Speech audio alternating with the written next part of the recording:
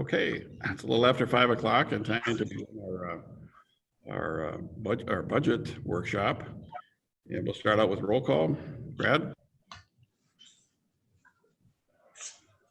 Ross. Here. Coleman. Yes. Licio. Yes. Tabit. Here. And Olson. Here. Looks like we're all here, so we'll jump right into it and turn it over to Mr. Basseni.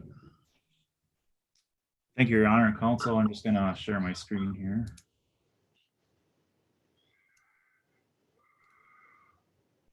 That comes up.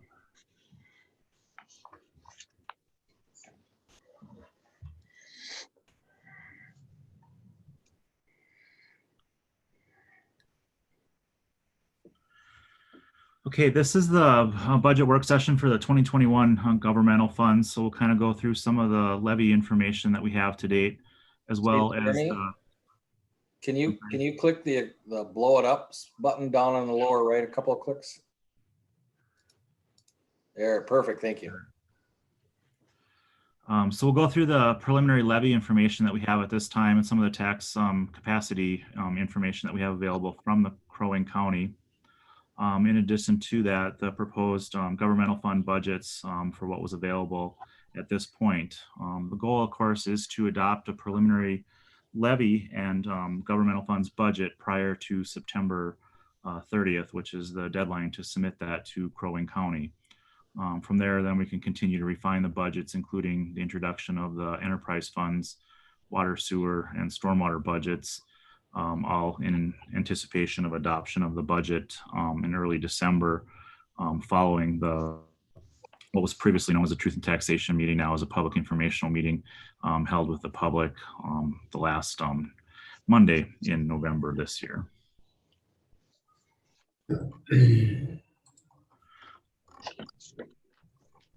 So I'll just kind of skip ahead here to some of the information that we had available to us. As I mentioned, some of the estimated market value figures from Crow Wing County. You can see on the table here for the 2020 spring abstract, which was available for payable 2021. So that's the amount of tax base that's going to be available to the city of Baxter. We had a total estimated market value of just a little over $1 billion, $1.067 billion for 2021. Comparing that to where we were at in 2019 at the same time with that same spring abstract, closer to $1.3 billion at that time. So some increase in the tax, in the estimated market value, which then gets translated to the tax capacity for the city. In this first table here, we've kind of broken out the new improvements just to kind of do a comparison of kind of where we're looking from an increase overall between the estimated market values. And you can see the change in the total estimated market value bottom line is about 6.39%. But then when we exclude the new improvements, it's a little bit shy of 6% at that point.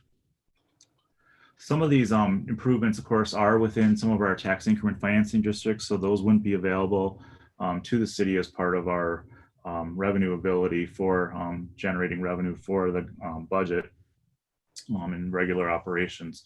In 2019, it looks like the entire portion of the apartment new improvements was within one of our newest TIF districts, 14, which was used to finance the Excelsior and Edgewood Drive projects.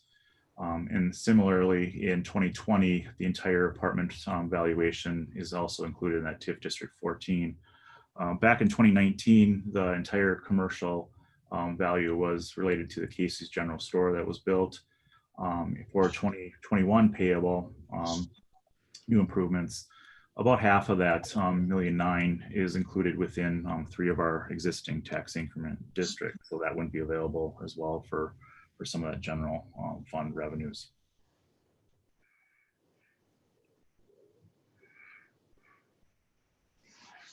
So kind of comparing that estimated market value, the existing, to the prior year's amount, we had about a $51 million increase in estimated market value But as I alluded to, a portion of that, about 2/3 of that, the apartment increase is within existing TIF districts, and about a third of that is within, or the commercial is within existing TIF districts.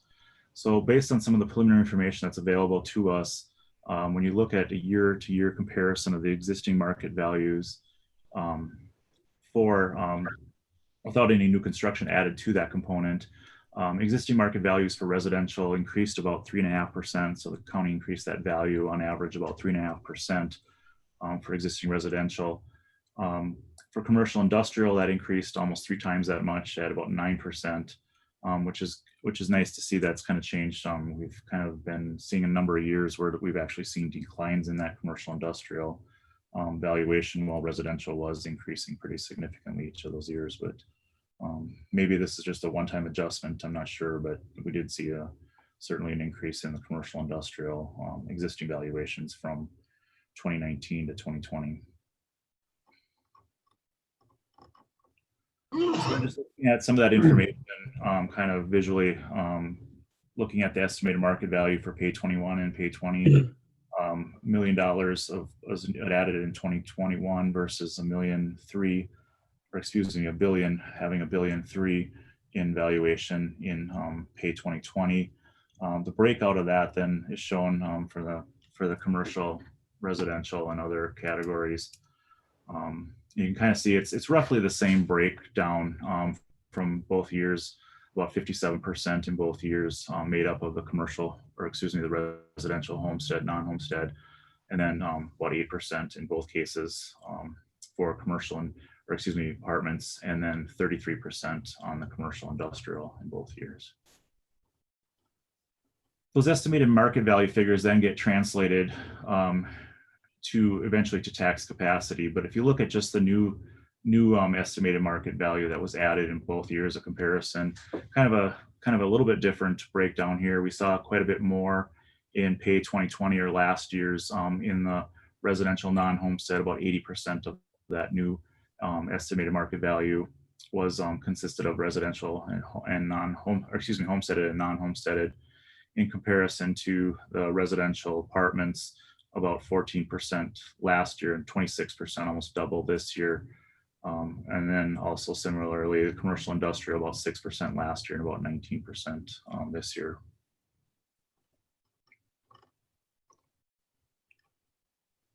So then kind of looking at some of this information a little bit further, when you compare the spring abstracts for both years, as I mentioned, most of that is within TIF districts. In the case of the apartments, it's entirely all of it.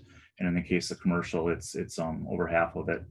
So kind of applying kind of a conservative estimate of the lowest rate classification multiplier to come up with a tax capacity, which is what our actual ability to generate property taxes is based upon. You can kind of see in that first set of the columns here for 2020's abstract this year for next year's payable, estimated tax capacity being generated from that $9.9 million in new construction is about $115,000. However, there is about $3.6 million, or a little over a third of that is within tax increment districts, so that wouldn't be available to us. So that results in about $6.3 million on the far right here of estimated market value new construction that's net of the tax increment. And then the translating estimated tax capacity that's generated is about $83,000. Just taking that $83,000 times our current tax capacity rate of a little over 55%, assuming that we didn't change we only levied that portion of that to keep the same tax capacity rate effect, assuming all things equal, like there were no changes in valuation, that would generate about almost $47,000 of additional property tax revenue based on the current tax capacity rate.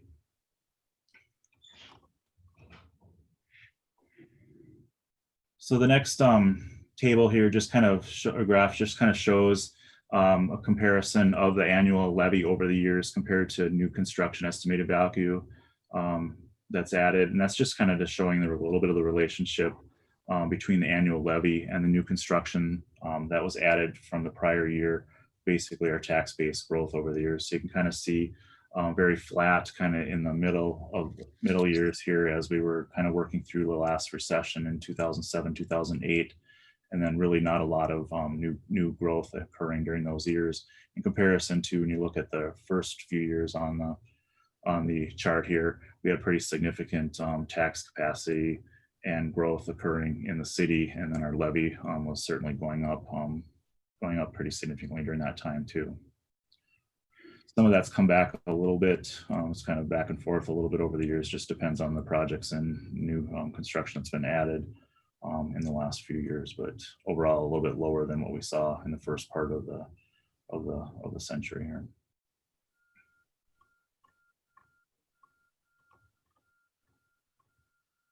So with that, I'll probably just start, if there's any questions specifically on the levy, otherwise we can kind of go through the proposed governmental funds budget.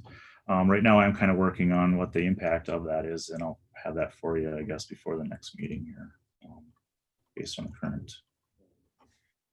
current proposed budget and levy. We are working through some of the special revenue funds and the debt service funds yet too, so those will be updated and forwarded to you as soon as those are available, including the revenues on the community development side of it, the tax increment, the sales tax, and the debt service funds.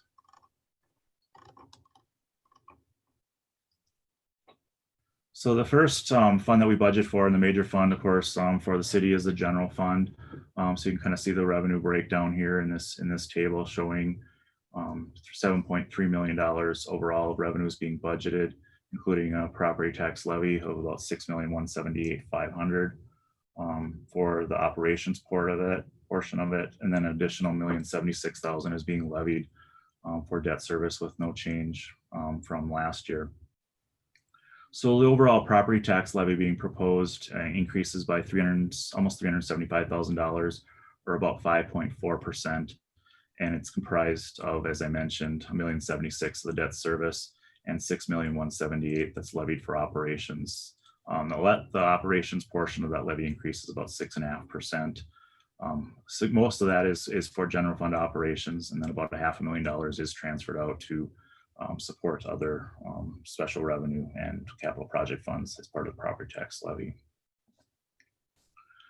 One of the other major funding sources, of course, is the allocated administration and transfers, and that's basically the enterprise funds that are funding a portion of the central services that they use from the general fund. We also have a little over $105,000 of cable franchise fees budgeted in the general fund. Almost the same of electric franchise fees that are used to pay for street lighting operations, and $48,000 budget for court fines. It's down from about $10,000 from the current year's budget based on current projections. Based on recently negotiated renewal of the school liaison officer, the SRO position, we have almost $83,000 budgeted for that position for next year. $150,000 almost for police-related state aid programs that are paid for by the state, and about $100,000 of rental revenue from the tower leases. Jeremy, just out of curiosity, on the franchise fees for the street lighting program, does that break even? Does that cover it, or is that subsidized also? That is covering most of the cost of the street lighting. What we've done is we've broken out a portion of the street lighting, the electric franchise fees to pay for street lighting, and then the balance of that goes into the pavement management plan, along with all of the gas franchise fees. Just real quickly, I guess, let's see, to answer your question here. So we have about $95,000 of revenue. I'm just going to scroll down real quick. Don't get sick here. That's okay. You don't need to do that then.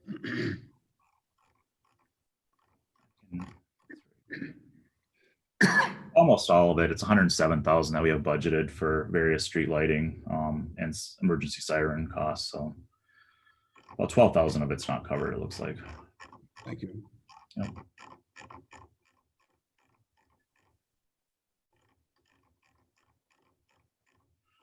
Jeremy, on the school liaison officer, does the district reimburse us for part of that? Yeah, that's the portion of the contract that they're reimbursing for, is the $83,000. So kind of a blended rate, because of course their school year covers portions of both of our calendar year budgets. So we come up with a blended rate between the 2 years, and that's the amount that Okay. we'd allocate for 2021's budget.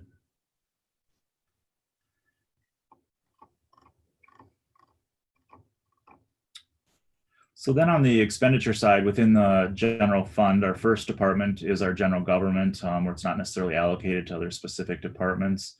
We can see that it's about a 17.4% increase over the current year's budget. And a lot of that is occurring because of one of the major things we have included in here is allocated as $50,000 for roof maintenance.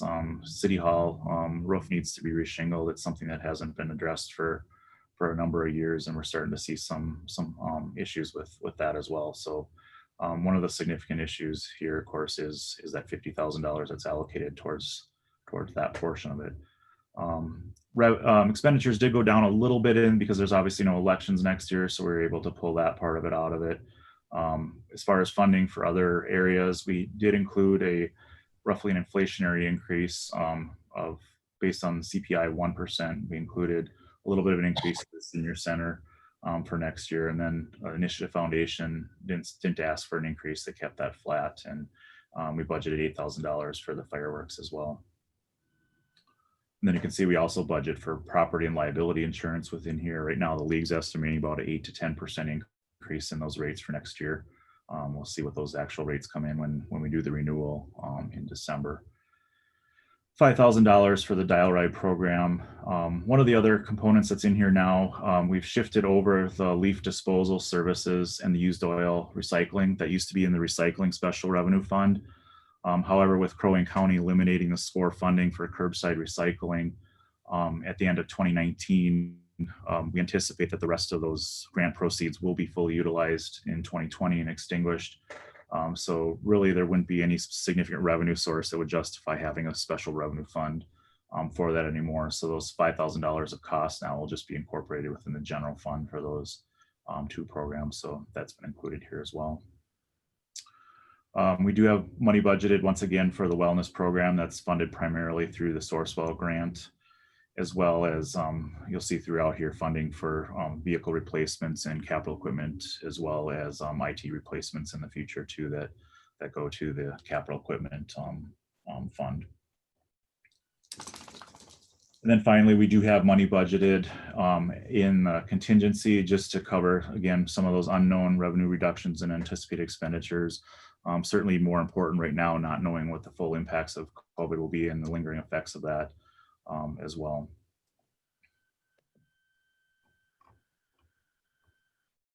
So then the next department within the government or governmental funds of the general fund, as a council, no change proposed there for 2021. Same 47,300 being budgeted there as well. For administration, we have $406,700 budgeted. It's about a 3.2% increase over the current year. Once again, some IT replacement funds that we put aside, as well as some funding just for various human resource services that potentially are needed throughout the year. Within the finance department, $487,200 budgeted, a 2.7% increase over last year. We'll currently be requesting a quote for the next year's audit as we've reached the 3-year life on the existing contract. So we've estimated about $8,000 for those services, as well as some additional services too, not knowing where we'll be with some of the help within the department to assist with some of those year-end financial statements as well. $13,000 for software annual maintenance, as well as the IT replacement program. Legal is the next department, about a 7.6% increase over the current year's budget based on approximate breakdown of about $18,000 for various city attorney and specialized counsel costs, and then $67,000 estimated for the prosecuting attorney agreement with the city of Brainerd. Jeremy, I should have said something sooner. When you go back to your department, the finance, you're going to have been without a couple of employees for a few months. Are those saved wages? You've got a $6,000 for potential assistance with the year-end financial statements. some of that money go to that, or how are you looking at that? Well, this is looking at, I guess, is basically some of the cost, I guess, of doing next year's financial statements. You know, Susanna was a vital part of that, and if we don't find a person that has that expertise, similar to what other cities do, we might rely on our auditors a little bit more to assist with some of those more intricate parts of putting together the CAFR. But we'll kind of approach that, I guess, as we go. But we wanted to kind of account for some of those costs in here too. Gotcha. Thank you. Yep.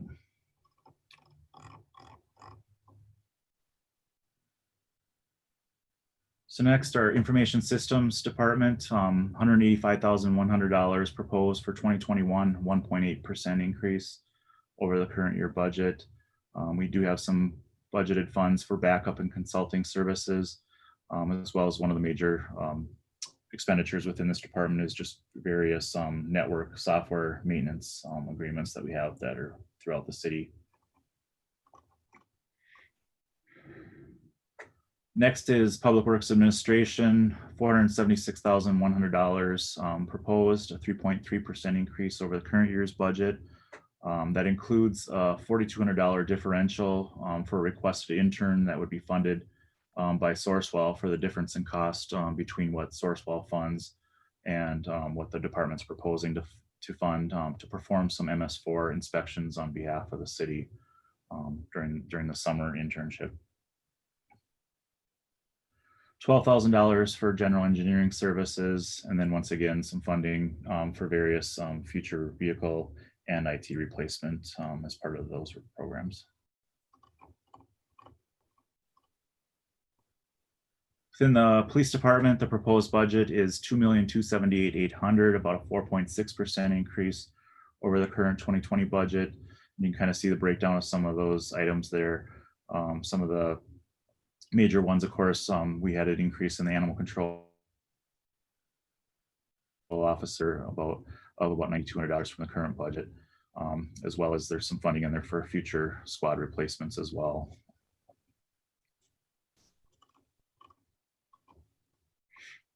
We contract with the city of Brainerd for fire protection.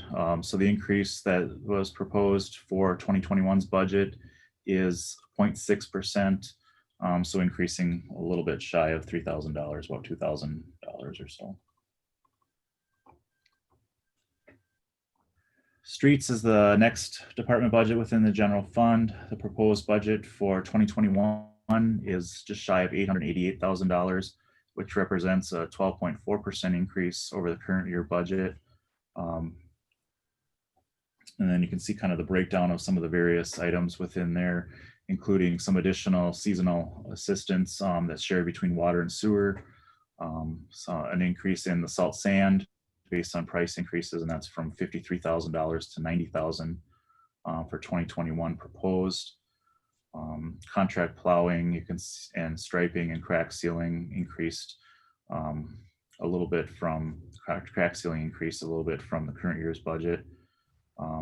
Proposed increase in professional services for tree removal within the street right away, $12,000, an increase from the $8,000 currently budgeted, and $100,000 budgeted for other miscellaneous repairs, including shoulders, poly patching, bituminous patching, and spray patching on existing city streets.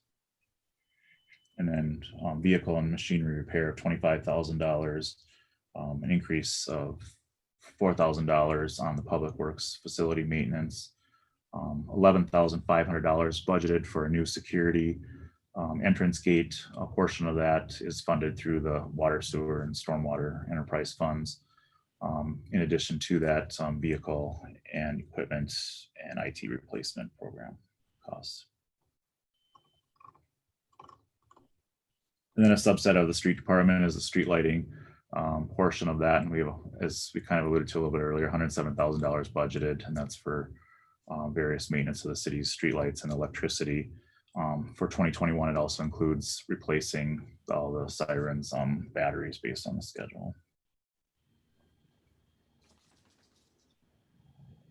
For parks, trails, and grounds maintenance, the proposed budget for 2021 is $1,064,700, or 12.1% increase over the current year's budget. Included in that is $9,300 for additional seasonal park maintenance staff. $10,000 for a dumpster project at Oscar Stockerson Park, continuing the contracted services of $75,900, $30,500 for building and structure repairs, which includes a Jewelwood Park sign replacement for $6,800, and then $30,000 for machine repairs and maintenance, increased from $22,000 this year. In addition to that, some new equipment, including a tandem trailer addition of $4,400 and 2 mowers for just shy of $20,000, and then funding for future vehicle acquisition replacement and equipment, as well as the IT replacement. And then we'll look at that a little bit further when we get to the capital equipment fund, but included in the 2021 budget is the prior programming of 1 truck from 2020, as well as the 3-wheel drive Infield Pro, which is used on the various fields in the rec programs. So then the recreation program, school district, we work with us through joint powers agreement, did indicate that the 2021 contribution will decrease slightly from $35,000 to $32,700, which is just shy of a 7% decrease from the current year's budget. And then finally, within the general fund, we have some various transfers to other funds, including some special revenue funds and capital project funds. And you can see for in the middle column here, the 2020 budget of just shy of $600,000, and we're proposing $549,000 for the 2021 budget. So we're showing an overall expenditures also of $7,303,700, which results in a balanced budget for 2021. And then just to note, in there, we also have included the $45,000 continued allocation for future playground equipment replacements, as well as carrying over the bridge study that was budgeted in 2020 here will be carried over to next year.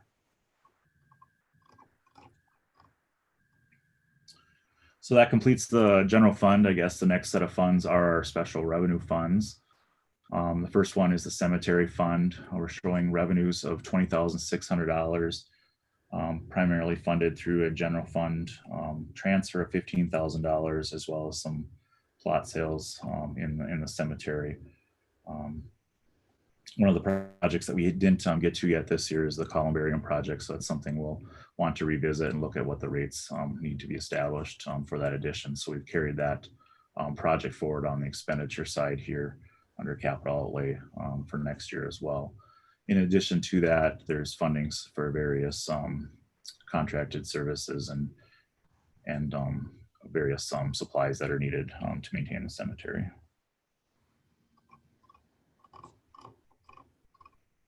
As I mentioned, we're currently reviewing the revenues on the community development fund side.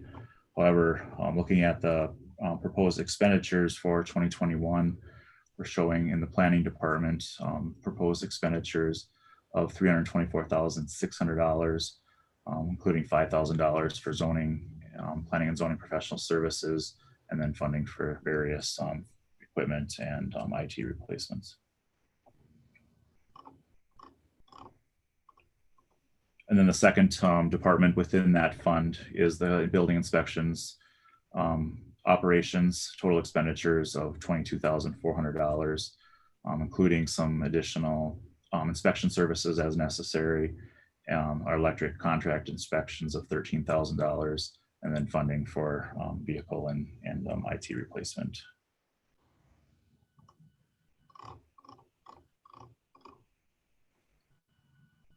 The next special revenue fund is our capital project fund. A little bit of our interest earnings. I guess I kind of didn't mention this, but we're kind of seeing too is we'll see a pretty significant reduction in revenues based on interest earnings. As you know, interest rates are significantly lower right now, so it helps when you borrow, but not necessarily when you have funds that you're investing and utilizing to pay for some of these, pay for some of the operations that the city has for idle funds that it has. So revenues, we're only looking at about $500 of interest earnings in there, not anticipating at this time any park dedication fees for the year. On the expenditure side then, carrying over the planning for the Mississippi Overlook Park that was budgeted this year for $25,000.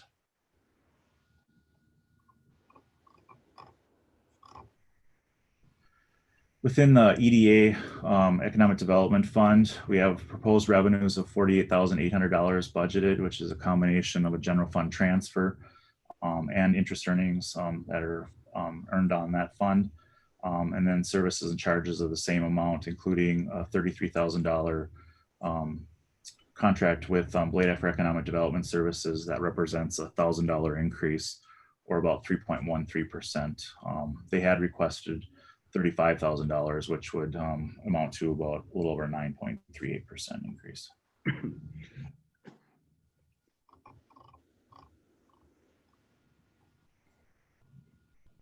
We budget as a special revenue fund for the lodging tax administration, with 95% of those proceeds then being allocated to Visit Brainerd to promote the tourism and the lodging within the two cities. This one certainly has been a little bit interesting this year. One of the ones that we've seen had significant impact due to the pandemic. You can see last year we had almost $400,000 in actual lodging tax revenue, had budgeted $403,000 this year, based on current projections of revenues being down about 38% through the first 7 months of the year. Kind of looking at a 2021 budget of $240,000 of revenue. And then of that, 95%, like I indicated, would be forwarded to the Visit Brainerd Lodging Association for their marketing efforts of the area. And then the city retains 5% for administrative costs. So the impact certainly to us, specifically as a city, from a budget standpoint, would be that allocated administration that we're able to charge, that 5%, is down to about $12,000 based on this projection, compared to about $20,000 that we had budgeted this year. So $8,000 reduction of revenues to the city specifically.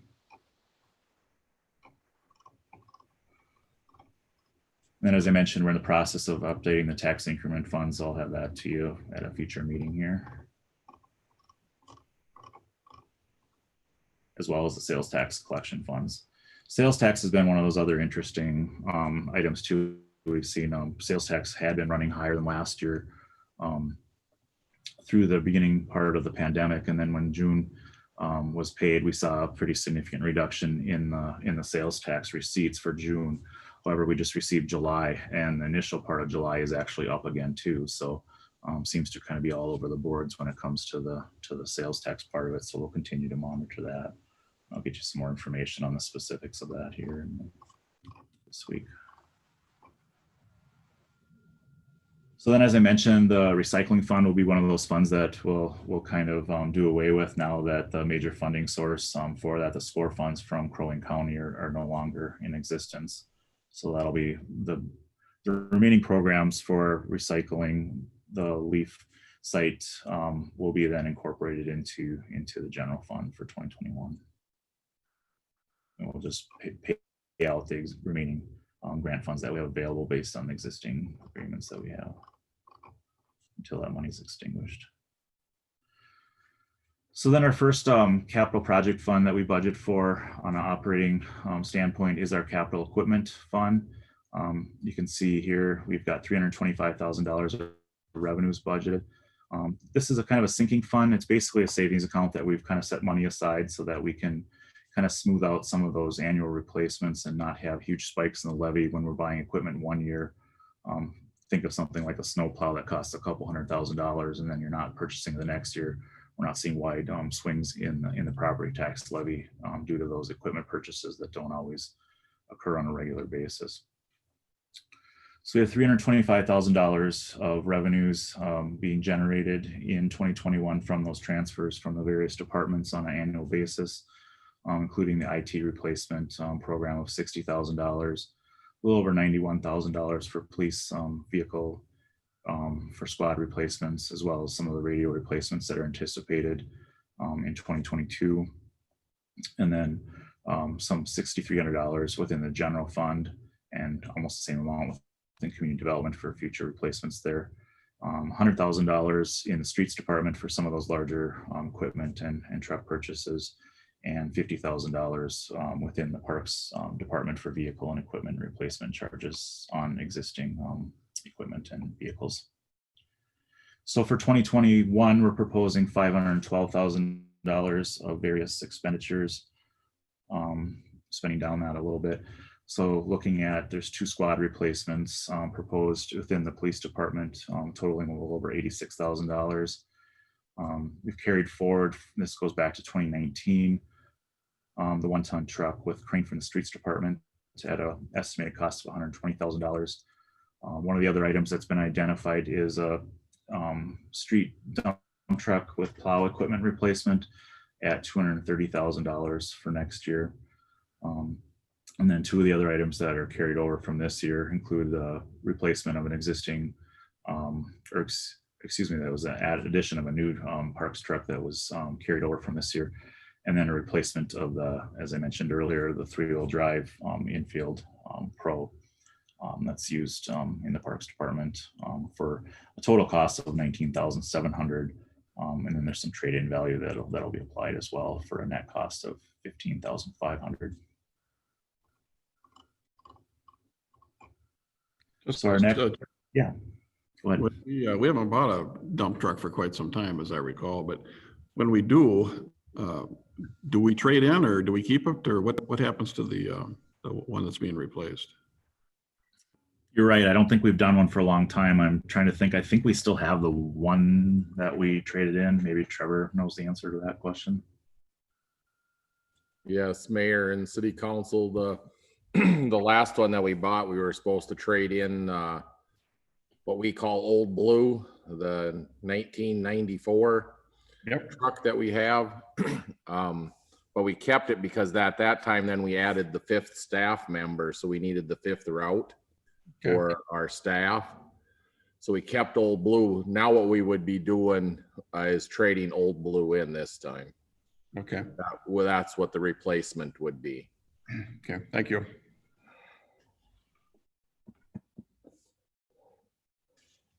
So then the next capital project fund is our collector street fund, also a sinking fund, a savings account too. And this really helps with minimizing some of those levy increases that we need to do, as well as debt service. So it keeps some of the debt off our books, as well as having some cash on hand to pay for some projects. Think of the Cypress project being the last one, where we allocated a couple $1 million towards that project for money that we were kind of saving over the number of years, knowing that we had a large project coming up. And it really kind of helps augment some of the state aid funds too that we receive on our state aid collector street routes. Certainly will be probably even more important as we start to see some of the changes, I guess, in state aid funding that's anticipated to kind of fall off as gas tax revenues go down. That is a direct impact from COVID-19 as well. With less people driving, there's less gas tax being collected at the state level. So we're showing an allocation of $387,000, similar to prior years. There's some interest earnings as well within that fund. And then not necessarily have a project planned at this time for 2021. We're kind of replenishing some of those funds, but we'll continue to look at that as we put together the capital improvement plan for some of those funding sources.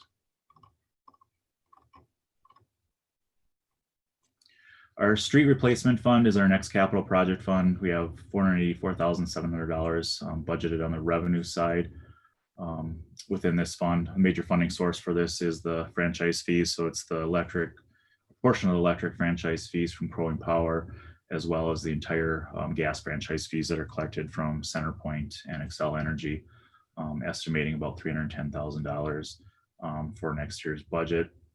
A portion of those funds then are also allocated to trail maintenance, pavement management. So you'll see that in the next fund here too. There's a little bit of an uptick there, so that resulted in a little bit more of the franchise fees being used there for 2021. Thus the slight reduction in revenues on the street replacement side here. Some intergovernmental revenues. So this is the municipal state aid for maintenance portion of it that we received from the state.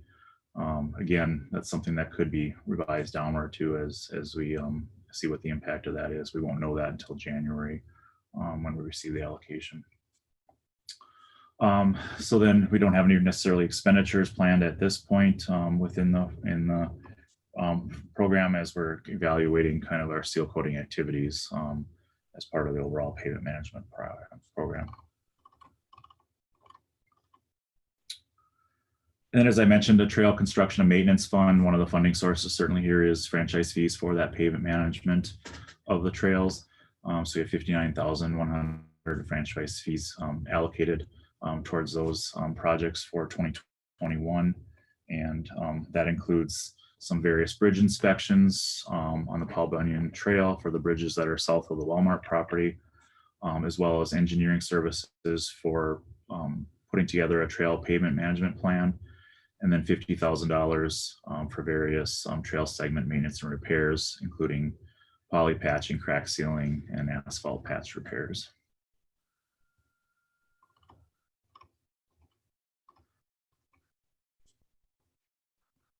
Debt service is one of the other areas I'm currently revising a little bit. We do have maintain the existing property tax levy of $1,076,000. I'll look a little bit more at the special assessments as I get through the July property tax settlement as time allows. On the debt service side for existing debt for 2021, we have $3,405,000 of debt service on our existing debt. The other portion of that needs to be folded in here, of course, is the proposed 2020 bond issue that will be put together later this month in anticipation of a sale later this fall. So that kind of completed the governmental funds budgets. I did forward out to you. There was kind of a list in of some of the changes that we made from what was initially requested from the various departments, and the total of that was about $427,000 from what was initially requested from various departments. The one item that we didn't have information specifically on that Josh mentioned today was there was a recommendation from the Parks Commission for a pickleball court project and open space master plan. However, we don't have any cost estimates on those at this time. They haven't been incorporated into the proposed budget at this time.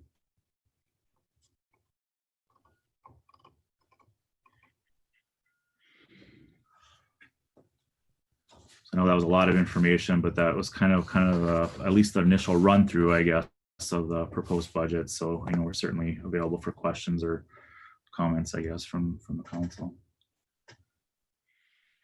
So can you go back to one of the first couple slides there that shows the increases, the percentage, two different numbers. There's a 5 something and a 6 something, and explain that one more time. The operating levy would be 6.5.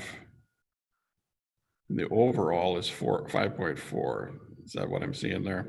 Yep. What's happening there, of course, is when you look at the operating levy increasing by about the $375,000, that translates specifically just to that portion of it increasing by 6.5%. But when you fold in the debt service, which has no change, the overall increase is only 5.4%. So it's a little bit lower because with no change in the debt service levy, that brings that overall increase down from 6.5% to 5.4% overall. So what will be presented is the overall of 5.4. Is that correct? Right. Okay. That's what people will certainly see on their tax statement, assuming everything else is equal in their valuations. Correct. That was my question. Thank you. Yep. Okay, council, you've seen it all, and you've seen what's in there and what's not in there, and what are your thoughts and comments?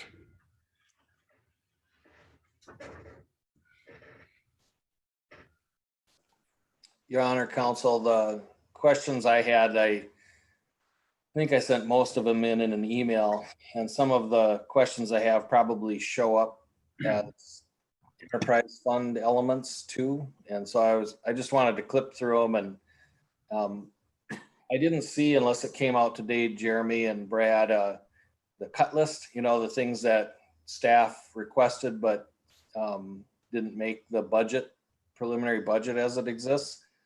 So that's what this is, I take it?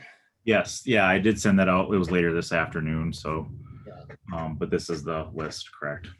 Yeah, I have not had time to review this. Sure. So I would like us to not take any action on this tonight, because I think this needs review, and then each of us will probably bring up some other questions in the prelim.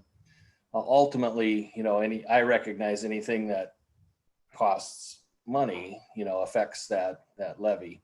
So I don't know what the council's tolerances are for that, but here goes. Both the Long Range Planning Commission and the Parks Commission, oh, I'm sorry. Just a second. Can you make that bigger again, Jeremy? Sure. Those are kind of little letters and numbers there for old people. Sorry. Yeah. Thank you. So both the Planning and Zoning Commission the Long Range Planning Commission and the Parks and Trails Commission made recommendations based on the large acquisition of land this year that was funded through Department of Defense, other sources, that the city expand more immediately. It wasn't an immediate until we knew the land would be procured or successfully acquired.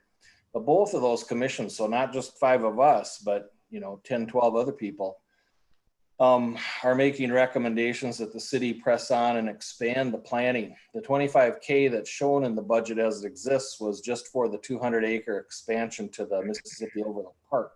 And that was really to kind of look at uses and design and development.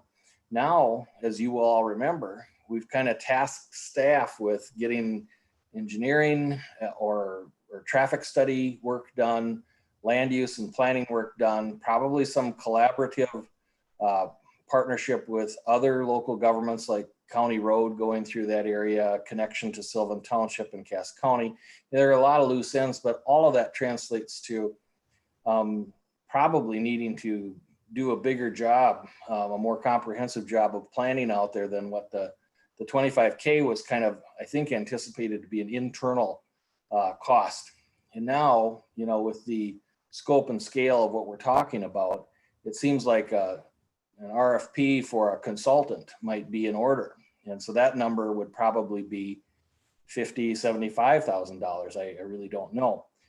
And I don't know if it was in community development's recommendation or not, but that's kind of beside the point. I didn't see that number in there. So Jeremy, was the number in there or not in there, or can you help me with that part of it?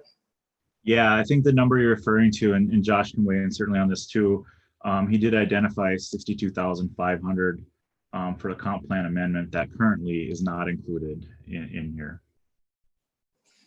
Yeah, and I think, the last piece on that from me is that almost immediately when news, and we were part of the news getting out, public are interested in using it. And so there's a real strong push even this year, but it'll be even stronger next year. What can I do? Where can I access it?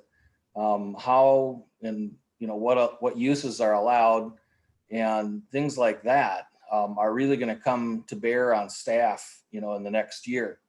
And just out of the gate, and I think it's reasonably intuitive, the marking the boundaries is a part of that. And at the very least, even if we don't do anything from a capital improvement perspective, even if we don't do trails or anything else, knowing where the boundaries are is kind of an important thing, both for people coming to the property and people that we want to stay on the property and not trespass into the private lands around there. So signing and survey, are signing and survey in those costs at all, Jeremy, in this budget? That was not the 62,000. No, I think that was an additional cost. I don't know that we had a solid number on there. I think Josh should. It's not, and I think, Councilmember Holman, the questions or the comments that you're bringing up were discussed in there. To basically summarize how community development was doing it, I would ask Community Development Director Doty to kind of go and indicate how he went to get the numbers that he had included into the proposed budget. He had it broken down as to the parks planning and then land use and transportation planning. And like Josh, if he can provide us with an explanation on that, and then some of the due diligence that he did in regards to obtaining or trying to identify cost towards that surveying side of things that Councilmember Holman just alluded to. Sure. Thanks, Mayor, Council.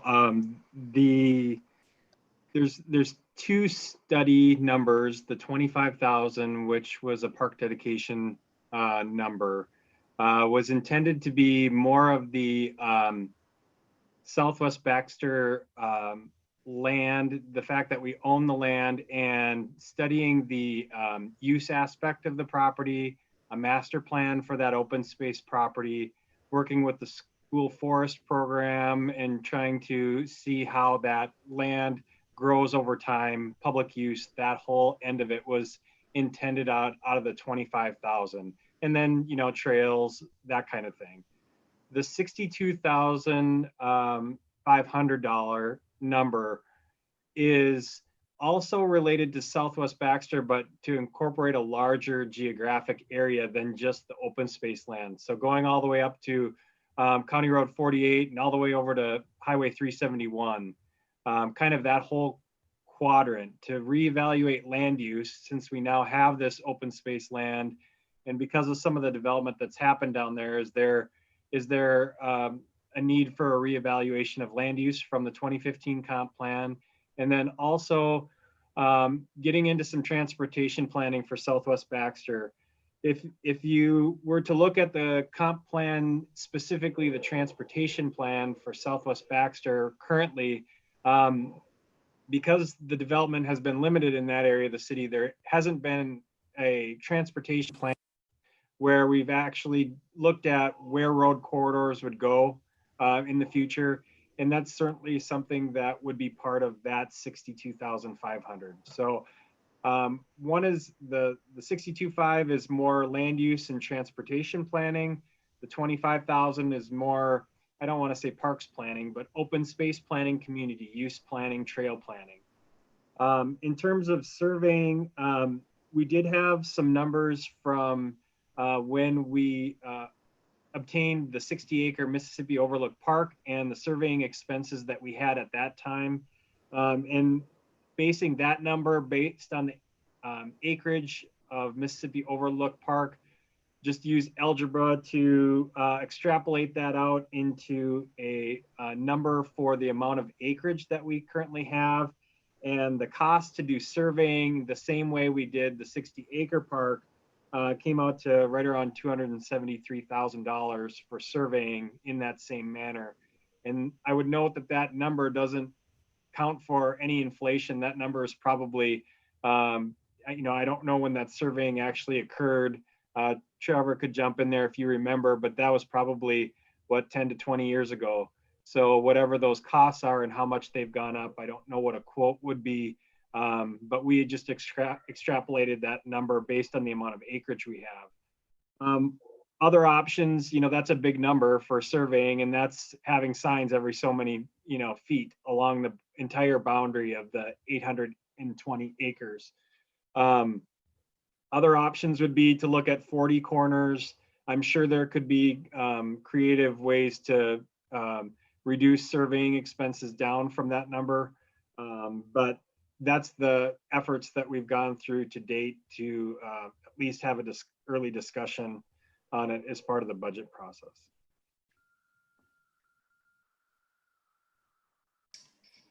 Thank you. Yeah. The other number that I think is out there is that the LCCMR, the state grant for the first 200 acres of that acquisition, I believe they have an allowable expense for signage. And matter of fact, I think there's an obligation to kind of put up LCCMR, some form of LCCMR recognition for the acquisition. So there may be some of that might be finer pencil stuff, you know, to see, you know, what elements are legitimate expenses that can get billed to the state, you know, for the transactional work. At any rate, what I'm hearing everybody say is that all of that is not in the current budget. Is that correct? Everything except for the 25,000. Which is a carryover from this year's budget, right? Correct, and a park dedication fund. Right. Item. Sure. And it should be duly noted that, you know, when we did our initial budget meeting about a month ago, it was brought up as the interest of finding out what the costs are to do the planning side.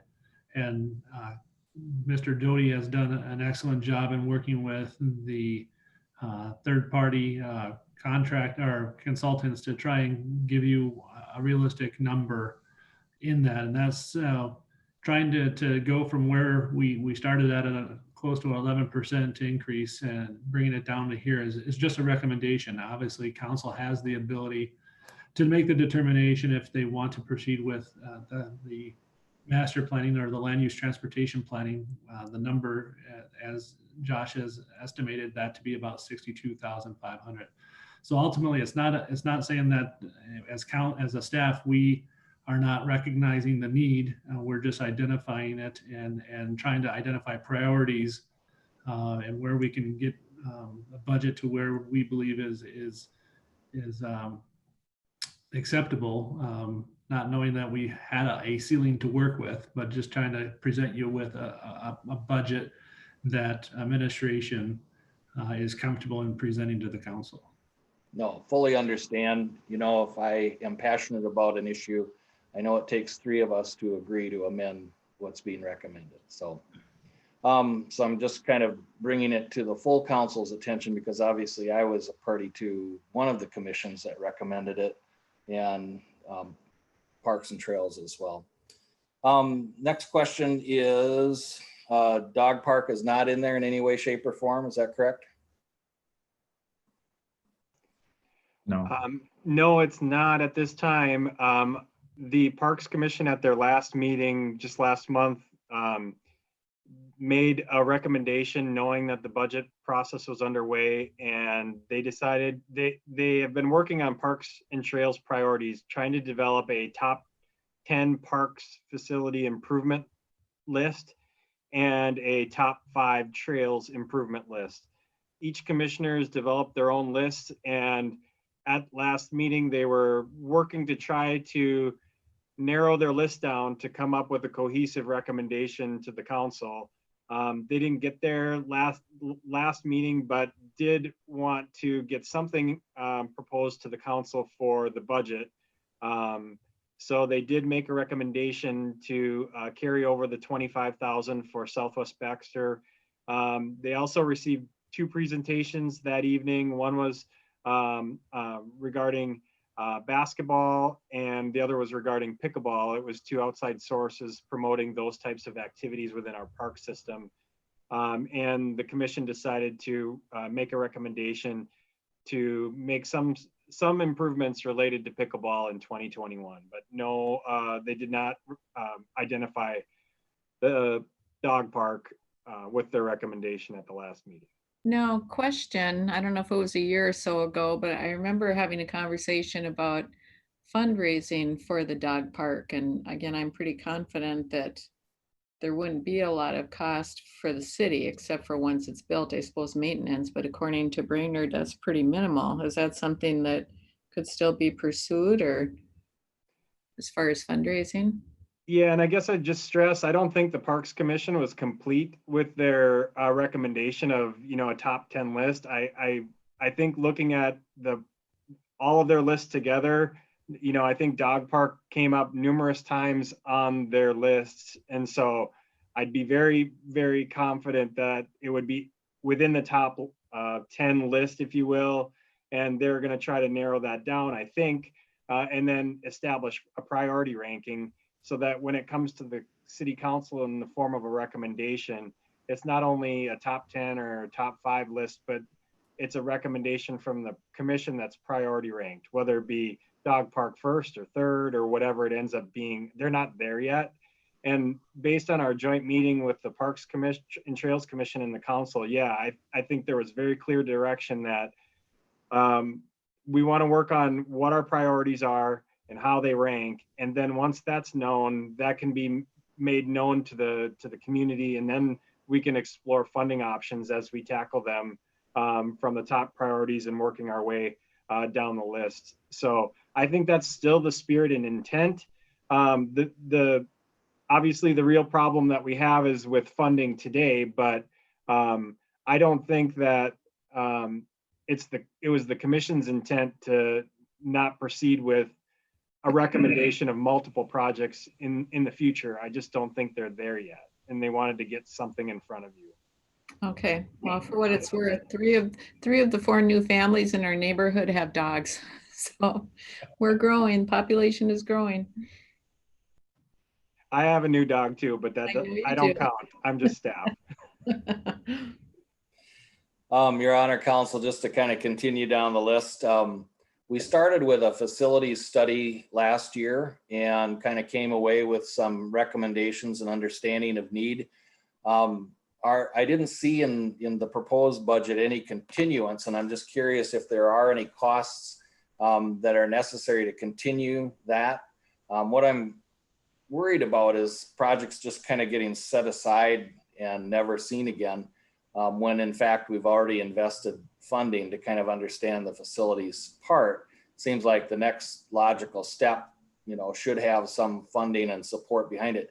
Is there anything in this budget to support ongoing facilities discussion with regard to City Hall, Police Department, those types of facility needs that have been identified? Yes, in the context of the existing building, we do have, the continuing maintenance, which Jeremy alluded to, is knocking off one of the a few of the capital improvement needs or replacement needs. The big ticket item next year is the replacing the shingles or roof for City Hall. In regards to the location or moving the conversation on regards to a City Hall, it is intended to be able to utilize professional services under the departments to be able to have an engineering firm provide us some services to do layouts on potential sites. And the goal or objective is next year to be able to identify a preferred location. Okay, so it's written into other kind of miscellaneous contract services part of the ops budget. Is that what you're saying? Correct. Okay. The same kind of question, but different. The 371 bridge, the alternative transportation study, the 371 bridge crossing was identified. And what happens as a likely next step for that? Because I don't think there are any funds that I saw in the budget that continue either toward a feasibility study. I did not see any grant, match grant dollars set aside for that to leverage other fund sources, either in Parks and Trails or the bridge. Am I correct? There's no grant money set aside to be match for any grant proposals for that project, and there is no money set aside to advance the feasibility study. Is that a correct interpretation? There is a carryover for this year from the feasibility study. I think Jeremy's trying to roll to it as we speak. But there was money that was set aside to do the feasibility study, and due to COVID and other priorities, we didn't get to the point to do an RFP for that feasibility study. Our goal and objective would be to get that completed in 2021 with the ability to seek grants after we can physically say that we can build, or not physically, but once we can say with confidence that we can physically build the bridge in the manner in which was presented in the completed study by us, SRF. Well, I'm just looking at the number, because are you saying that 45,000 is that number? No, that's the playground equipment. What was the, I think it was 50,000 we had budgeted, didn't we? Somewhere in that neighborhood. I think it's So this what number. you're saying is in this budget for 2021, 50,000 still remains to do feasibility study. Correct. Okay. Yeah, it's carrying over from 2020's budget. But and we don't have funding in there for easement or land acquisition relative to getting it on the ground, because that part isn't figured out yet, right? The feasibility study will lead us to that. Correct. Okay. All right. The next one was and you're gonna need to help me on this one, and maybe Trevor too. It has to do with the number of roundabouts and the specialized equipment, the snow blower in particular. Did those go away? I'm remembering a conversation where we kind of changed to skid steer snow blowers and things. So did that big capital expense kind of go away? We're not looking for that anymore relative to roundabout maintenance, or is there still something looming out there that didn't make the budget cut? Well, I will allow Trevor to kindly explain, how the streets and parks have been able to maintain the roundabouts for snow plowing, and how that changed from a blower to other equipment. And then I'll explain where it was proposed in the budget and kind of the alternative that we're looking at for next year. So, Trevor, would you take give a stab, or not a stab, but give us an explanation on how we've evolved in regards to snow plowing the roundabouts? Sure, I can go through it here a little bit. We did put in, what we've been looking for is what's called a toolcat. It's made by Bobcat in order to get the different attachments. We were looking at that. We looked at, additional services under the professional services there. That's 73,000 using that. Last year, we used the combination of contracted services and our own staff, but we didn't have the additional staff member last year. So we've added additional staff member this year in the 2020 budget. The one thing too that we didn't have for very long to use last year that we do have at our fingertips this year is the blower on the tractor, Todd. We added that blower. We didn't get that blower until I think it was the end of February before it come in. Everything is taking longer and longer to order and to get in. In fact, there's still pickups. We ordered one pickup, I think it was in around February 1st of this year, and we still don't have it in even. You can't even get the equipment taken 6 to 9 months or further. So we have the tractor with the blower this year. We have an additional staff member. We have the professional services. So I think between the combination of all three is how we're going to try to address the roundabouts this year to keep them open. The problem is the roundabouts need to be plowed immediately when we plow the streets. If we go back the second or third day, that snow turns so hard that we can't move it as easily. And then we get the compaction down, and then we have all the problems with the ice on all the ramps. So we're hoping that we develop a full route for snow blowing every snow event, whether that's contracted services or if it's the park staff, using a combination of the skid steer blower or the tractor blower. The tractor blower is big, so it can handle those big areas, but it still can't handle those fine areas where those bike and pedestrian ramps are for those roundabouts, So we put in, like I say, we've been putting in for that toolcat, which would be ideal, but it also takes a staff member to run it. So we're trying to figure out the balance between the staff members, the type of equipment, and then the contracted services. Well, is it fair to say is that the equipment needed has varied from the time that Kevin first initially started looking at it to the point of the Bobcat? I think Councilmember Holman is referring to the larger pieces of equipment that were requested when we first started talking about maintaining the roundabouts, and now with evolution of having to do it a few years and getting better at with the equipment that we have, that's now that need has been, or the equipment identified has been down to that Tomcat or that Bobcat. Well, Is that a fair statement? the problem is that was Kevin and that was the streets. Yeah. What didn't get addressed, Roy was retiring on his way out. Alex was new coming in. Alex wasn't evaluating, those new roundabouts as much for keeping them open. Alex is having problems keeping the trails open. We have solved the problem with the streets with the tractor blower. If we use that tractor blower for the streets every event, we are going to be able to keep the streets open at the roundabouts.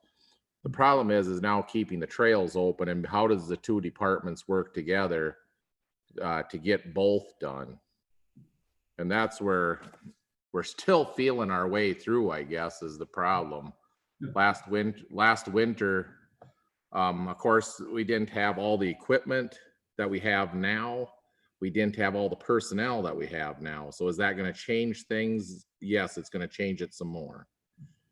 And Are we still going to need more equipment?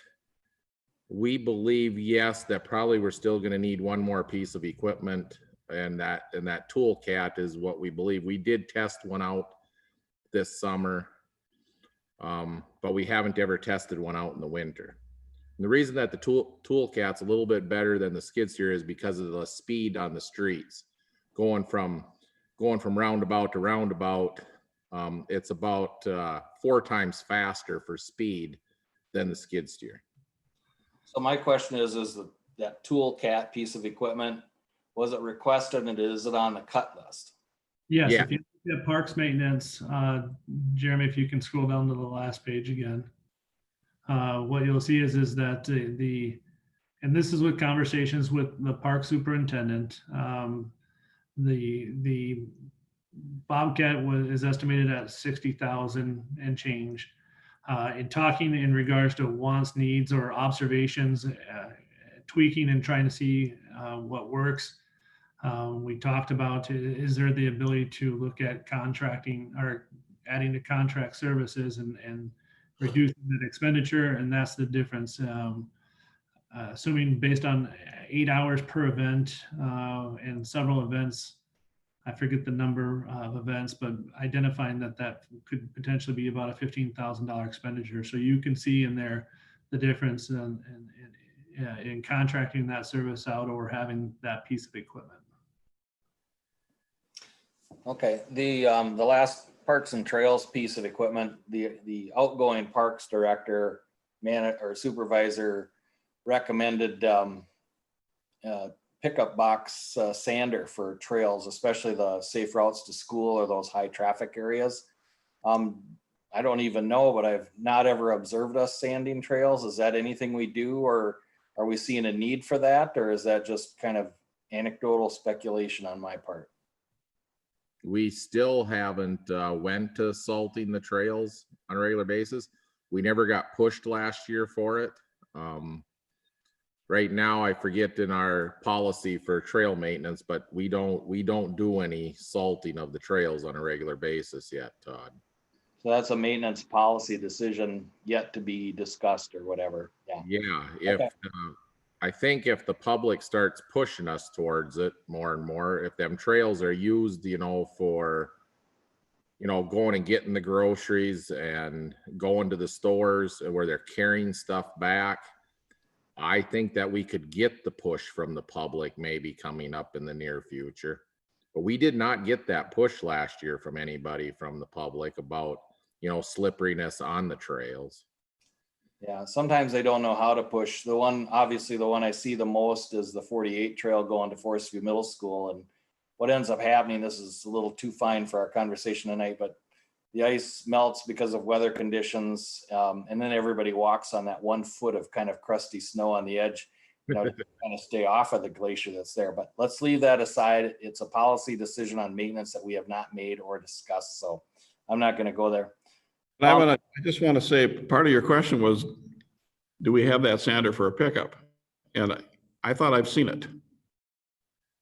We've got what's called a fertilizer spreader that we use on the back of a pickup. Okay, so I thought it works, and we have used it in certain spots, but it's not made for actually salting, on a regular basis. What we did last year too, in a few spots, is we contracted it out too, Todd. That's what I was wondering, is if it's a contract cost, it's not an equipment cost for us.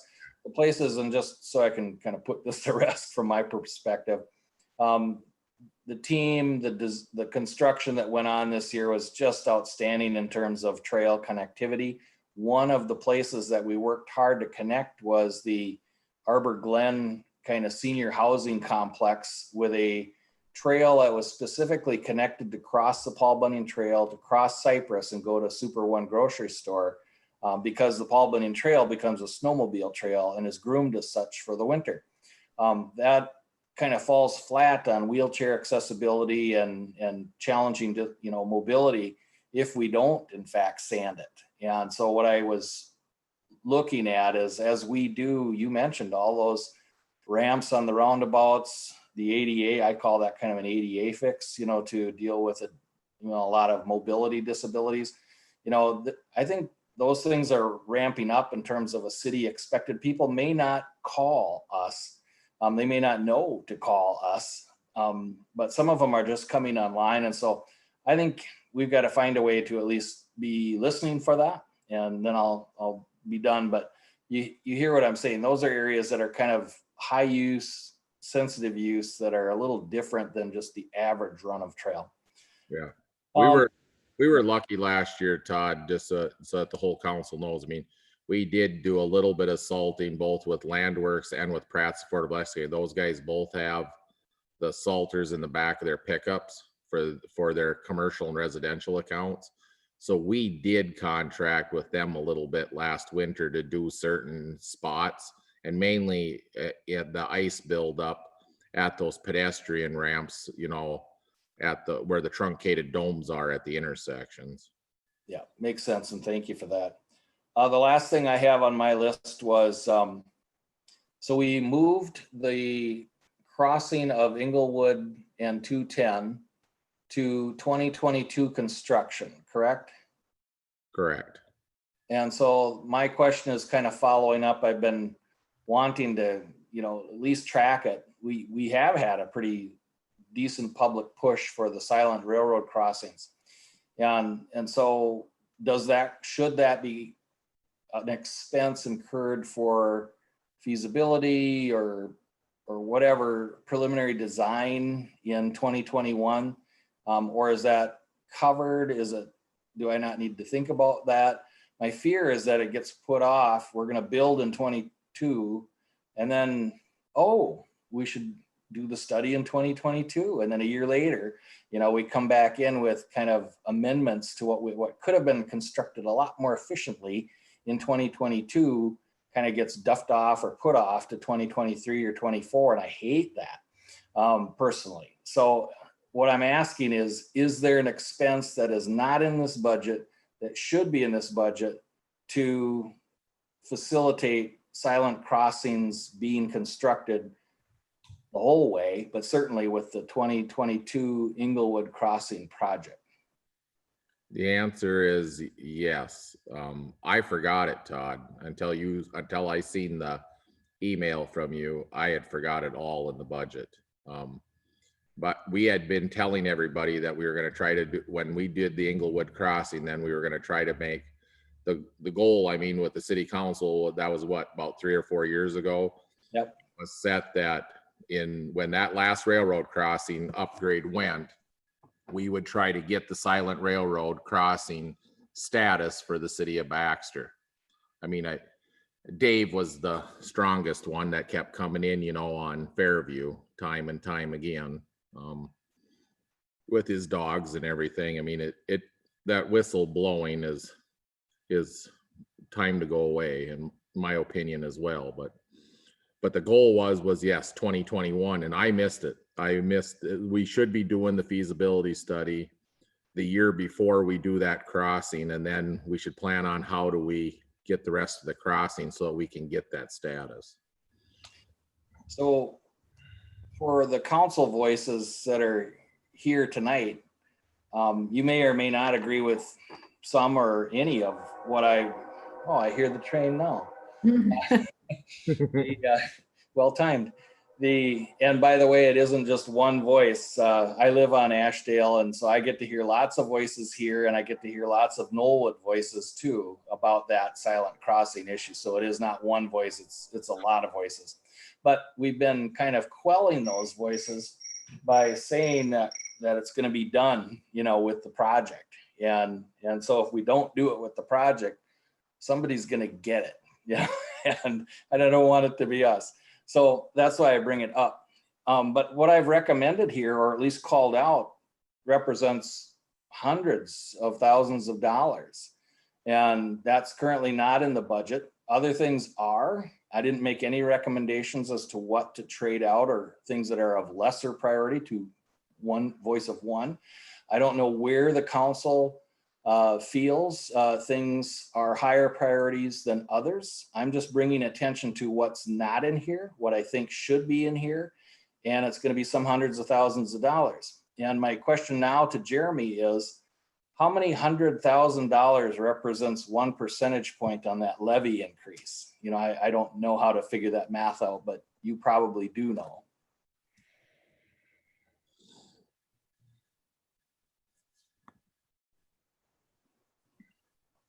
So if we jumped it up to 6.5%, you know, how much space does that allow, you know, before we go in and start looking at other things of, you know, is this higher priority than that? You know, I don't have an accurate number of what tax capacity is because the county won't, you know, prepare that until later this fall because it's based on specific parcels and you know how they calculate the valuation on a specific parcel by parcel basis. However, if you look at our existing tax capacity, it's a little over $12.3 million as of 2020. So 1% of that would represent about $123,000.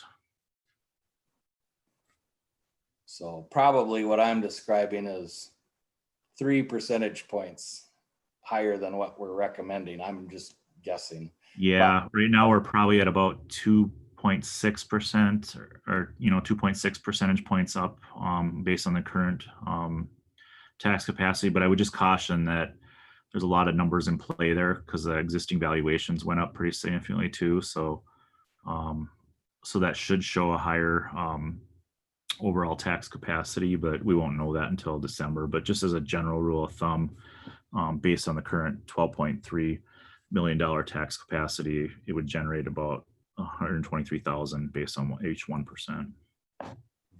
Thank you. Well, that's all I've got. I'm curious to hear what anybody else has to say about it. Okay, thank you. Council, others want to weigh in here?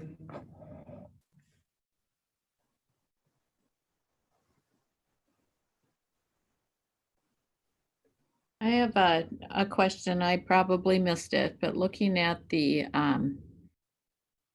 budget decreases with the park maintenance, they decided to, at least the way I'm understanding it, requested an additional full-time position. Something that wasn't their position that was going to be shared between parks and public utilities. And is that still on the board or not? The assistant position is on the board. What the park superintendent did submit was the additional FTE that he had initially requested for parks maintenance. If you recall, in 19 for the 2020 budget, he had requested 2 FTEs, and what the council did at that time was allocate money for 1 FTE and then the equivalent of the FTE for contracted services. In the initial budget that was submitted showed the FTE and the contracted services, and in the context of the timing of the hire of the 1 FTE didn't happen until late May, early June, and not having a full year, we talked it through and we're going to maintain the level of contracted services for 2021 so that we can have a full year under our belt of that additional of that 5th FTE in the parks maintenance. So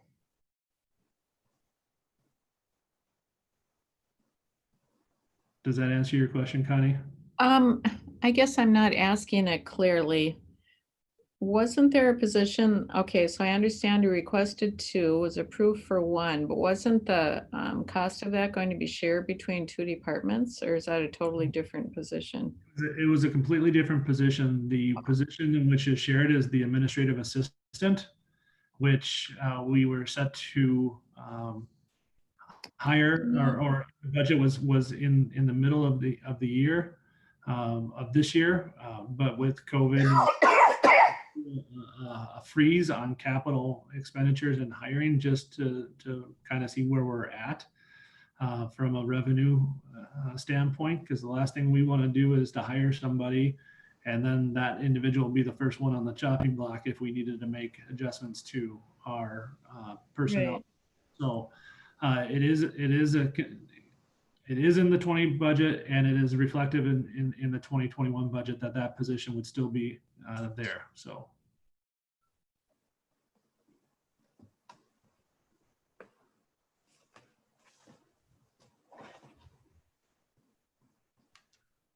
Anybody else? I'll just jump in quick and ask, tied to the Turks budget. I don't know if this is a fully correct statement, but it's jumping out at me as the single biggest jump 2 years in a row now. And I just didn't know if we need to have a deeper discussion about what are we hitting the right level of service there? Are we starving this department that needs 27.9% in the second year? And I think last year it was up in the near 20 range. I don't remember exactly. Just trying to figure out, as all the other budgets are relatively in line with, inflation plus or minus. This one seems to jump out as something's just a little bit different there. And I don't know if that's a discussion. We probably don't have that tonight, but I don't know if there's any comment on that from Brad or anybody on the staff side there. Yeah, well, the 27.9 increase does account for the error of having the additional FTE and the services there. So that should be taken with somewhat of some grain of salt, no pun intended. But in the context of it, we do have the continued conversations on how to be more efficient, how do we make changes to the way that we're doing it without affecting the quality of service. I don't think that a half a year of having the additional FTE is a sufficient time to jump and make a determination as to are we suffocating or putting too much demand on them. And Trevor Walter our Public Works Director Walter can chime in here, but as with the additional staff, there is headway that's being made by the department and has been shared by the park superintendent.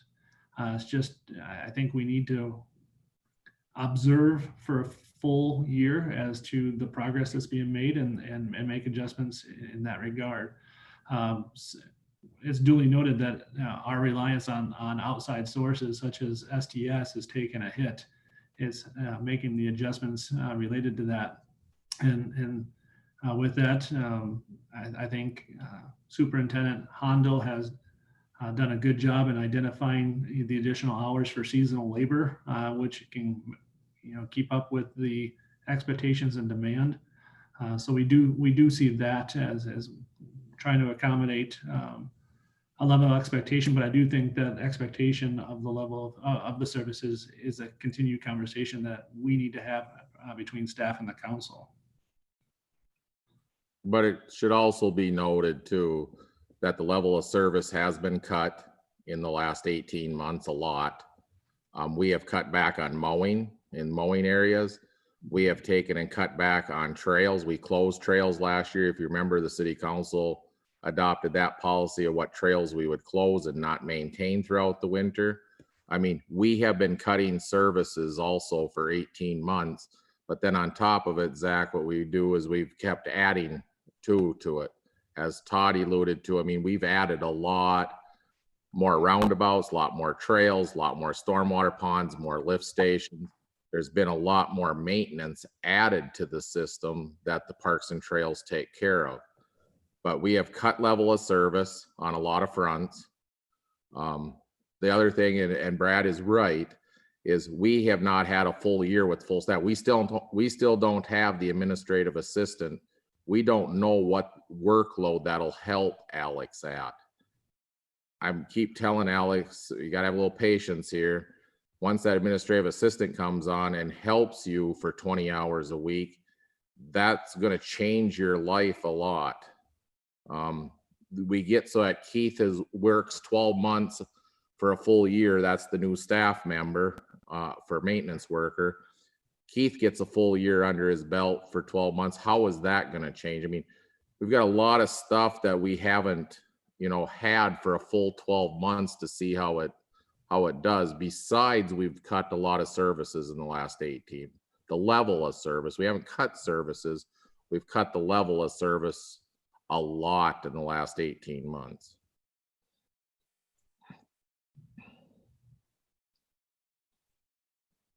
Todd, you're on mute.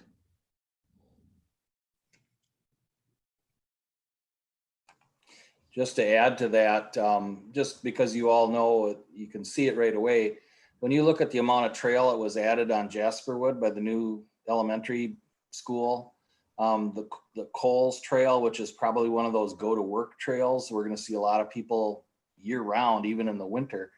And then that 210, 371 intersection trail on the west side of 371, north of 210, those are all year round. People are using those. And so I think there's going to be some pressure, but right there, just that example is probably 1.25 miles or something like that. I don't pretend to know, but that translates to those hours that Trevor, you're talking about. And that's where my concern is that if all things stay the same, what drops off? What are we not doing, to do those, what I would anticipate higher use corridors where we will get or see demand going forward. The other thing to note too is that 650 hours has been cut 100% from us from the STS program. The STS program with the city of Baxter this year is non-existent. And we're seeing that probably going forward, that those hours are going to go away 100% with the way that the system is going. It was kind of headed that way before COVID. Now with COVID, I think the program's going to completely go away. I think the only thing they'll use it for is internally for their own county uses. So we have lost hours too that we've always banked on. I mean, at one time it was, it was 3,000-4,000 hours that we were getting a year. So a lot of changes in the last few years that have went both directions.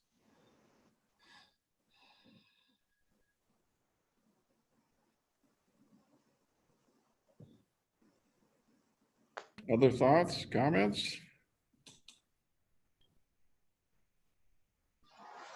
I have some comments, I guess. I want to thank staff. They've put a lot of time and effort into this. And I think we need to put just as much, not as much time, but a lot of effort into going through it.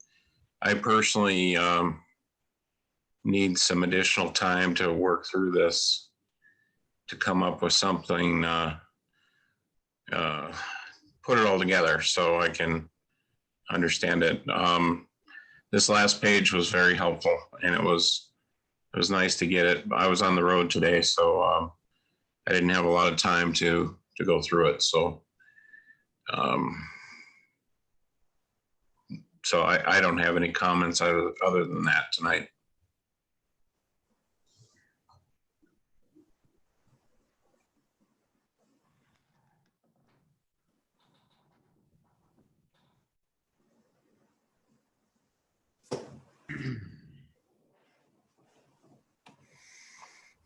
Well, there's a lot of, we talked about this even earlier in the year, that we would come down, we always do. We come down to a wish list, and then we come down to a want list, and then come down to a real list. And we're probably somewhere in the middle of all of those three different sections there. But you know what, it's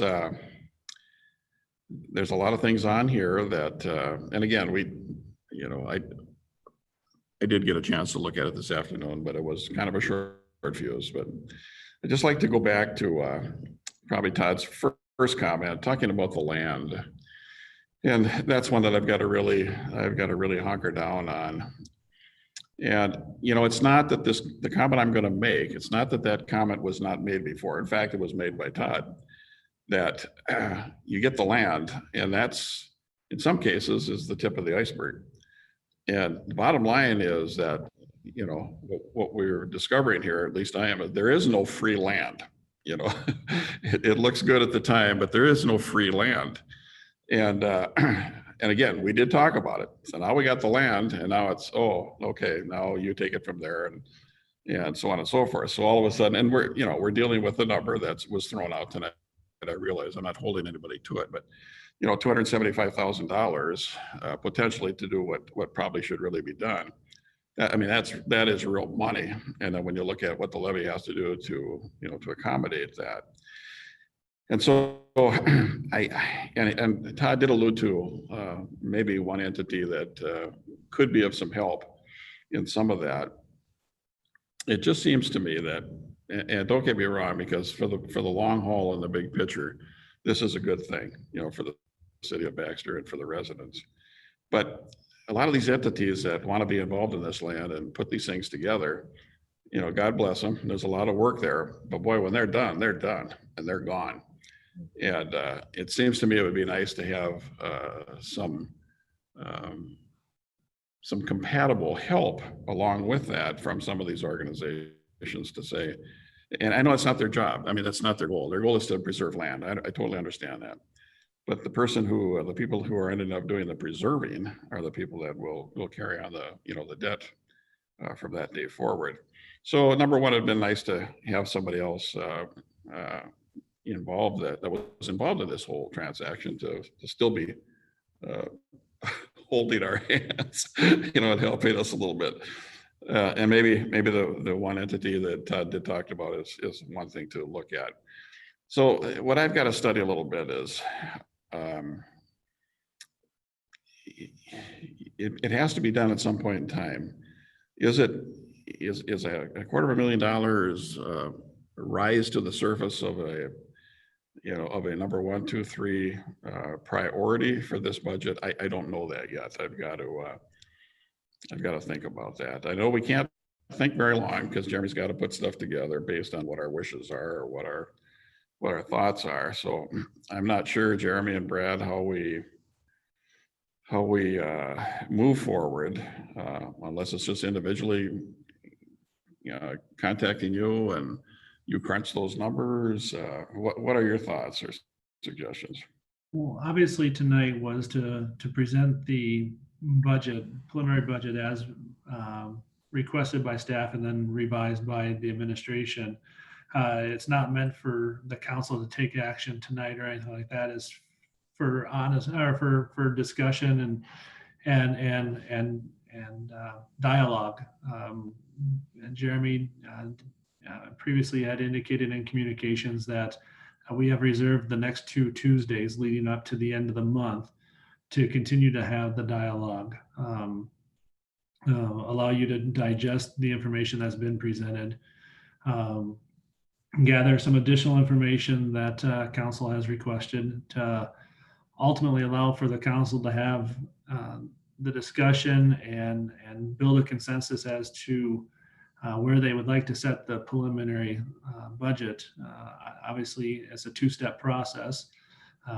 We set the preliminary in September and then the final in December. So, and I know you've heard it before, but you know, really what you're doing is setting the ceiling in September, and then conversations can continue on through October, November, leading into December, where the council will make a final decision on the budget at that time. So you can work your way down from what you said as the preliminary. You just can't go further up. Yeah, and we understand all that, Brad. But what I'm saying is that if we're going to wait till the next meeting to come back and say, I'm not looking to move forward on anything, but if there's something in here that people are in agreement tonight for you to or Jeremy to go back and adjust those numbers so that we have something for them, unless we're going to meet every day, you know, I mean, I just I question the span of time in between where you people have time to work on it to figure out if we do A, what does it do to B? That kind of a thing is where I was coming from, but maybe, Jeremy, if you want to chime in and your expectations going forward for the next 2 weeks. Yeah, I guess as Brad mentioned, we had blocked out the next two meetings if one or both of them were needed, with the goal to set the preliminary levy that we need to do prior to September 30th to submit to the county. As far as, I guess, putting together additional information, I guess if we know kind of what the levy is, that's really what we're probably targeting at this point. So, if we work with kind of what's presented tonight as the base, and then we can add and subtract, I guess, specific amounts from that, we could probably get pretty close to determining at least what the impact would be at the next meeting. So, I mean, if that's something the council, obviously digest this, it's a lot of information to go through the first time, and it was intended only to have an initial run through. Come back at next week with some additional, comments from the council, I guess, if there's things you want to see edited in there, we can certainly work on that. I think, we can kind of do that interactively as part of that meeting. I don't think that's a big problem. I mean, we'll just be looking at adjusting what the impact of that is to the overall levy and how that hopefully at that point adjusts, what some of the individual impacts would estimate it to be. okay, fine. Thank you. Mhm. Anybody got any? Yes. Todd. Oh, good. I can still talk. I was just gonna add one more thing to your comments, Mayor, that the LCCMR funding, I believe there is budgeted money in there for the signage that I was talking about for the land that was the 200 acres that was purchased through that grant source. But I also know that, so the second kind of hold up the city part is the commitment from Camp Ripley. The lands that were bought with DOD, Department of Defense dollars, allows Camp Ripley to work off post. And so their natural resources staff can kind of help us manage that land. And I think Josh, maybe Brad are working with Camp Ripley staff to develop what that agreement might be. And it might include, maybe natural resources work on military acquired land includes pounding the posts and putting the signage in, maybe even surveying. I honestly don't know. But they are there for the long term to kind of help the city manage. So we are not holding all of that responsibility overnight, without kind of a safety net. They are there. We just haven't figured out the agreement, and I'm not privy to the status of that conversation, but there will be natural resources capacity there. And I don't know if it translates to, I know they aren't going to buy signs for us, but there may be some operational support there that helps us. Okay, thank you. Anybody else? Anyone? Well, seeing none, then appreciate the staff's work. This is a big part of your job for the year. I know that. And to Mark's comments, it is ours too. It's our responsibility to know what's in here and to act prudently and wisely. So otherwise, I'd look for a motion to adjourn the workshop.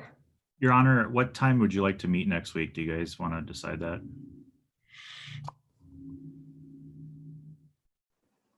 I'm open. What day was that first one again? We had targeted, I guess, next Tuesday, September 22nd. Tuesday? Yeah, I'm open too, so. Does 5 p.m. work for everyone? Mm-hmm. But how about working people? Hey, I'm working. I just work Tuesday. I think Mark, I'm available from 5 until 7. Then at 7, I have a commitment. Okay, Zach had, That works. okay. We have a winner. Sounds good. So 5 o'clock next Tuesday. Sounds like it, yeah. Yeah. So now I'll look for a motion. Motion to adjourn. Motion by Mark, Second. second by Connie. Any further discussion? All in favor, roll call. Cross, Aye. Holman, Yes. Licio, Yes. Tabit, Yes. Dan Olson. Yes. So we will adjourn and be back here at 7 o'clock. Yep, and Todd, DeBoer, you'll just put us all in the waiting room? Yep, I will do that right now. Okay, thank you. Josh, can you hear me?